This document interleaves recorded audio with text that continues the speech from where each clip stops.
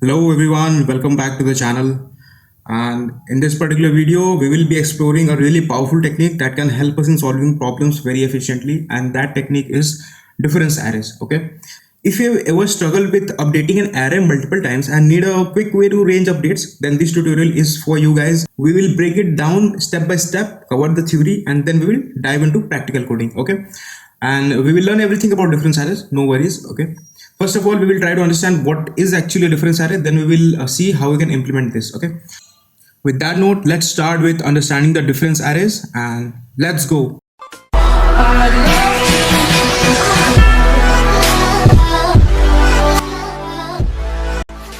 Imagine you have a regular array and you want to perform multiple range updates. Okay, whether it could be adding some values to the range or it could be subtracting the values to the range. Okay, what I'm trying to say is, let's suppose this is an array. Okay, and let's suppose I have told you to increment all the values in this particular range with some particular value x. Okay, so this can be a kind of range updates. Okay, and if it is happening multiple times, like here you can see, first of all, let's try to understand this problem statement. Okay, let's try to read the problem statement, what it is saying. Problem statement is, you have been given an array of size n, okay, with all the elements equals to 0 initially. Okay, like here as you can see, we have been given an array of size 6 where all the elements are 0 initially.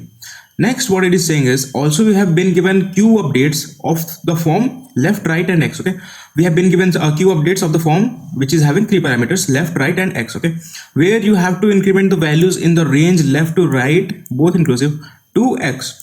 Basically what they are saying is, like as here you can see, we are given some updates. Okay, we have to do some updates. And update, what kind of update it is? Update is having 3 parameters. Okay, left, right and x. And what we have to do is, we have to increment the value in this particular array from 0 to 2, both inclusive, with value 4. Okay, we have to increment with 4, means 0 1 2 0 to 2 it is. Okay, so what we have to do is 0 to 2, we have to increment all the values with plus 4. Okay, we have to add plus 4 to all these 3 elements. Now this is the problem statement. I hope it is clear to everyone what problem is trying to say. Okay, and also let's have a look on the constraints. Constraint, what they're saying is, n can be up to 1 to the 10 to the power 5. Okay, and number of queries that we are having, those can also be up to 10 to the power 5, and left and right are obviously going to be in the range from 0 to n minus 1. Okay, now guys, think for a solution for this. Okay, what is the first thing that comes to your mind after reading this problem statement? What is the best thing that you can do? Please pause the video and think for a moment, what is the best thing that you can do here? Okay, now let's talk about the brute force approach, what we will be doing in the brute force approach. In brute force, what we will do is, we will iterate over all the updates. Okay, and we will do the updates one by one. Okay, and for the particular ith update, how to do that, let's talk about that. What we will do is, we will iterate over all the elements over the range that has been given to us, like 0 to 2. We will be iterating, we'll be starting our loop from 0 and we will ending up with it at 2, and we will be updating it all the way. Okay, with plus 4. I hope it is clear, like what we will be doing in the brute force. Now in the next update, what we will do, we will be starting our loop from 3 and we will go up till 5, and we will increment all the elements with 2. So this is the brute force approach, and let's try to analyze the time complexity of this approach. Okay, what are the things that we are doing? First thing is, we are iterating over all the updates. Okay, so that will be order of q. Next thing that we are doing is, we are iterating over the range for each query, and in the worst case, this range can go up till n. Okay, because this might have be possible that they have been given something like 0 to n minus 1 for each of the q updates. Okay, so this can go up till order of n in the worst case. Okay, so this is the thing, and addition will be done in order of 1, so that no issues for that. So the total time complexity will be order of q cross n. Okay, and this is definitely not going to be acceptable, because q is up till 10 to the power 5 and n is also up till 10 to the power 5. Okay, so this is a very bad algorithm that we will be implementing. Okay, now this is where the difference array comes to rescue. Okay, the difference array allows us to perform the multiple range updates efficiently in constant time. Okay, or in order of 1 time. We will be doing this update in order of 1, we will be doing this update in order of 1. So guys, I hope problem statement is clear. Now we will be trying to solve this in order of n time. Okay, and for that we will be creating a difference array. Okay, This is again a difference array because we will not be tampering the original array. And why we are doing so, it will be very clear once I will complete the explanation of the difference array, okay, like how it works. So let's begin. What we have to do is, let's suppose we are updating the first one, okay, 0 to 2. So what we will do is, it is 0 to 2, okay, it is 0 to 2 and we have to do a plus 4, okay.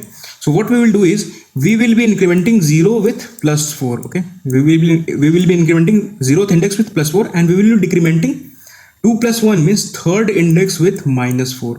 And why we are doing so? Because after completing all the updates, means once we are done with all the updates, what we will do it is, we will take the prefix sum of this array, okay. And while we are taking the prefix sum, what will happen is, plus 4 will be added here, okay, and then this plus 4 will be carried out here, then this plus 4 will be carried out here and added to these two indices. Then when plus 4 will be carried out to here, it will become null, okay, or you can say 0 because of this minus 4, and then 0 will be carried forward. I hope it is clear that. And what was the thing that we are trying to do? We wanted to increment plus 4 on these three indices, and that is what we have done, okay. Because after we are done with plus 4 at this rightmost index, the effect of this will become 0 here, okay, and the 0 will be carried out further. I hope the picture is clear that why we are doing so, okay. So let's try to quickly update all the things. 0 to 2 plus 4, okay, we are done with this. Then 3 to 5, it is 2. So we have to do is 3 to 5, and what is the value? 2. So we have to do a plus 2 on the 3, and 5 plus 1 6, and we have to do a minus 2 here, okay.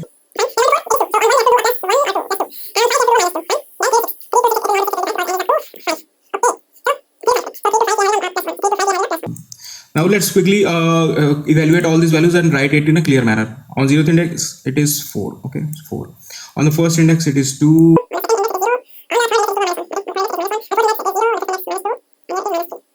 Once we are done with this, we have to take the prefix sum of this particular array that we have made, okay. So what will be the prefix array? It will be 4 plus 2 6, 6 plus 0, that is 6, and 6 plus minus 1, that is, it is 5, 5 plus 0, it is 5, and 5 minus 2, it is 3, and 3 minus 3 is 0, okay. As you can see here that at the end of the day we are having 0 because the effect of all the things has become null here, okay. I hope it is clear why. Because we are doing a plus 4 here, and once we are done with this, we have to do a minus 4 also after the rightmost index that we are given, okay. Now this is the final array that we have got after performing all the updates, okay. After performing all the updates, all the range updates, once we will perform, we will get this array. And what is the time complexity of this? It is order of q, okay, for order of q for iterating over all the updates, okay, and plus order of n for taking the prefix sum, okay, order of n for taking the prefix sum. So it is order of q plus order of n instead of order of q cross n, okay. So this is the magic of this technique, which helps us to perform all the range updates in order of q plus n instead of order of q cross n, okay. It is a huge optimization. And this array that we have got is denoting the contribution of each point, or you can say that after updating all the values, the modified values are denoted by ith value of this index. So what is the thing that have been asked in the problem statement? Once you complete all the updates, you have to print the index having maximum value. So what is the maximum value that we are having in this particular array? The maximum value is 6, okay. Since there are two maximum values, so you can print any of them, okay, 6. I hope the concept of difference array is clear to you guys, okay. And I will be solving some good problems based on this concept from Codeforces as well as from GFG and LeetCode also. Also, let's try to code this up and see, because many of you want the code of this particular technique. So let's try to code it up quickly and see how we are doing this. So number of test cases will be 1, and let's suppose the queries that we are having is, let me write this as a 6, okay, 6. And there are 6 zeros, 1 2 3 4 5 and 6. And what are the number of queue that we are having? 4 number of queries we are having. And what are the queries? 0 to 4 352 352, then 142 351 351. Okay, so this is the problem statement. And now first of all I will take n as input, okay. Then I will take a vector that will be array. Then I will be running a loop. It is nothing but a for loop. Now I will take q as input, which is number of queries, and while for q we are having three parameters: left, right and x. Left, right and x. Okay, now what we will do is we will maintain a difference array. We will not be tempering the original array that has been given to us. Difference array, okay, n plus 1. N plus 1 size you have to take because you will be required one more index, because let's suppose rightmost point is n minus 1, so you have to decrement it on n, on the nth index. Okay, you can handle that separately with some conditions, but for the sake of convenience let's take n plus 1 size array. Okay, with initially all values equals to 0. Okay, now let's try to maintain the difference array, make the difference array. Okay, so difference array of left plus plus and difference array of right, not exactly right plus 1 minus minus. Okay, not minus equals to x and this will be plus equals to x. So yeah, we are done with this, and now just take the prefix sum. Difference array of I plus equals to difference array of I minus 1. Okay, we are done with this difference array. As you can see that it is similar to the one that has been written here.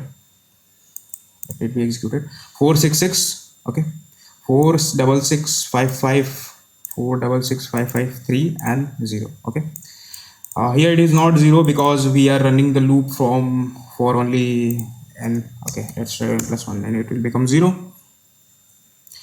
As you can see here that this array is matching the array that we have generated here. Okay, so that's it for today's tutorial on difference array, guys. This is a very powerful technique that can save you a lot of time when working with the range updates. Okay, whether you are preparing for coding contests or working on a real world applications, understanding this concept will definitely give you a great advantage. Okay, so if you have enjoyed this tutorial, please give it a thumbs up, subscribe to the channel for more such content, and don't forget to hit the bell icon so that you can never miss an update. Okay, thank you so much for watching. Keep coding and I will see you in the next video.